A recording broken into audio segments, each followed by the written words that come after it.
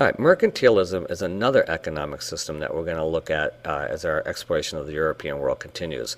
And this is a little bit different than capitalism, but has some capitalist components built into it. All right, let's start off with a definition. What is mercantilism? It's the theory that a country's power depended mainly on its wealth to build strong navies and purchase vital trade goods.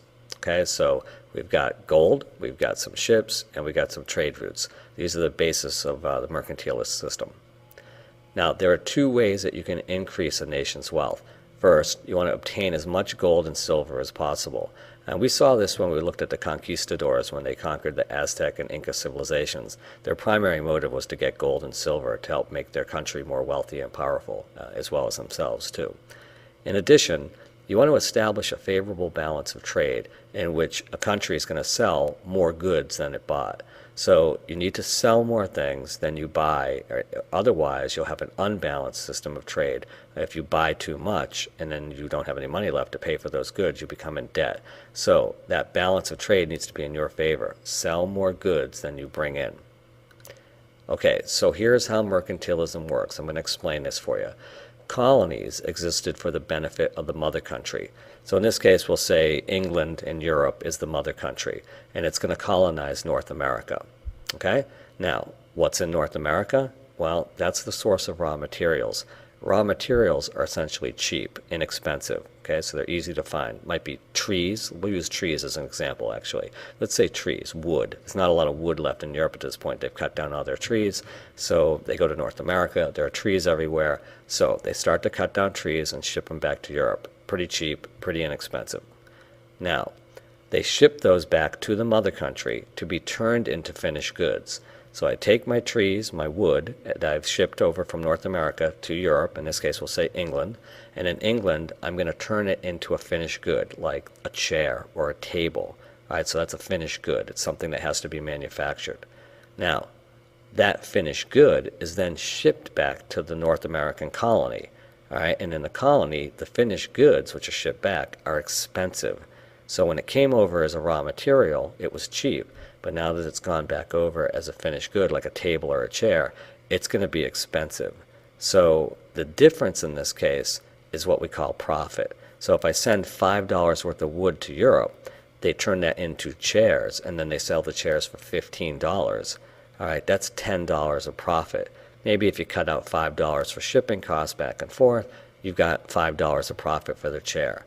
That's important that you understand that that profit goes to the mother country, in this case England. The profit does not go to the colony. The colony is to be exploited for cheap raw materials so that the mother country can make a profit off of the finished goods. The mother country then does unusual things like pass laws that make it illegal for people to make chairs and tables in North America, forcing the colonists to have to buy their tables and chairs from the mother country. Okay, so you pass the laws, you forbid the colonies from producing their own goods. That, of course, is going to create resentment among people in North America. After a while, after 2 or 3 generations, they're going to get upset. You know, they're not making any profit. They have to pay a lot of money for things that they can't actually produce in their own colony because they have to buy it from the mother country. This is essentially what we see as an unfair system. Okay, so mercantilism results in unfair or unbalanced trade. Profit goes to the mother country at the expense of the colony. It works initially, it makes the mother country really strong, but in the end, the colonists will get upset. They'll make declarations that it's unfair, it's not a good system, taxation without representation, and they eventually will rebel against the mother country. So if you understand American history, you know that's essentially what took place. It took several generations for that to occur, but people were really rebelling against the unfair nature of mercantilism. And in fact, that's why capitalism came along. The people said that capitalism was a better system than mercantilism because it gave people in the colonies a chance to be able to make profit as well. Okay, so a little bit more fair.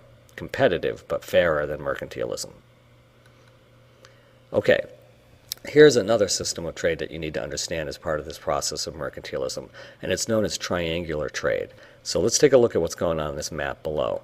Okay, and what we'll see is that Europeans transported manufactured goods to the west coast of Africa.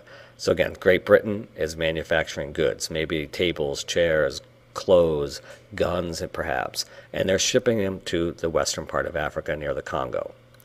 Okay, and then what they do is the traders exchange these goods for captured Africans who were then sold in the Americas. So they would trade the goods for captured Africans who were then turned into slaves, and those slaves and gold, if they paid gold for those manufactured goods, would then be shipped to either South America, the Caribbean region, or even into North America itself.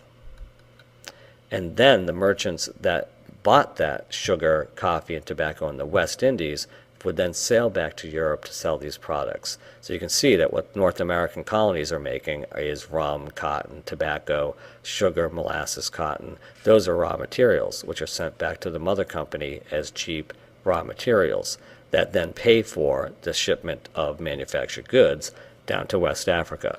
And so if I look at this complicated system of triangular trade, you'll see it's just not that simple. Trade's not a two-way street.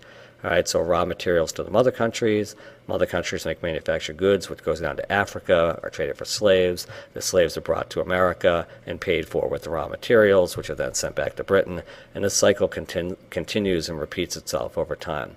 And eventually this creates the process of the slave trade, which becomes sort of a long-term economic incentive for people in Europe to continue colonization and the slavery of human people, and particularly in Africa. So it becomes part of the economic system, and later on we'll see it will be a little bit difficult to undo this process once it gets started. All right, so what are the long-term results? All right, global trade routes shifted over time. All right, we know that they started in Asia, in the Old World.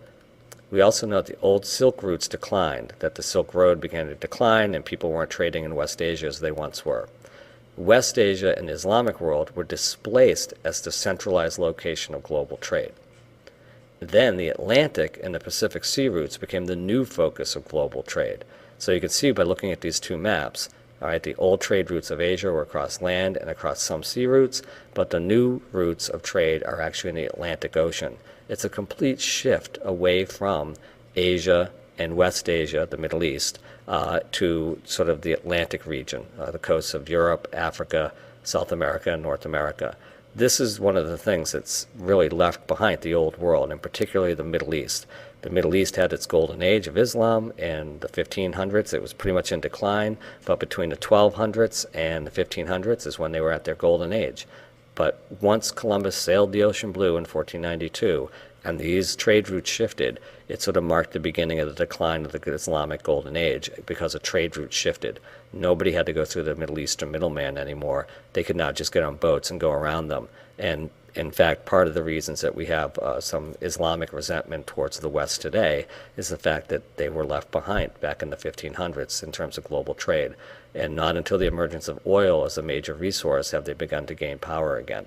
And of course, that's in the 20th century.